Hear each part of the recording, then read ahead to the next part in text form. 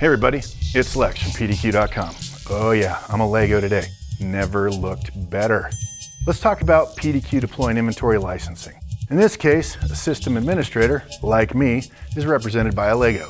Our licensing is represented by a Mento. Yeah, it's the fresh maker. Anywho, every system administrator like me needs a license.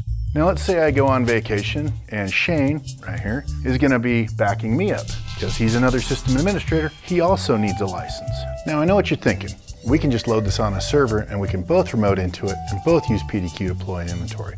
Unfortunately, that's not how our licensing works. Now, as you expand this out to your help desk, it's gonna be a lot like daytime television. And you get a license, and you get a license, and you get a license, so on and so forth, until you hit about 15 people.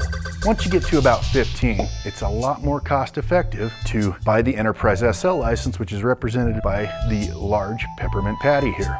When you buy an SL license, you can have an unlimited number of administrators accessing and using PDQ Deploy and Inventory on a single server. So you can see, here we go, the team's growing. A lot more people accessing Deploy and Inventory. All right, in summary, let's just go through this. One license per one living, breathing system administrator. Or in other words, one Mento for each Lego. Or if you get up over 15, get yourself the Enterprise SL license and you can have unlimited administrators accessing the one server installation. Well, that server looks really good. I think I'm gonna eat it now. Thanks for watching.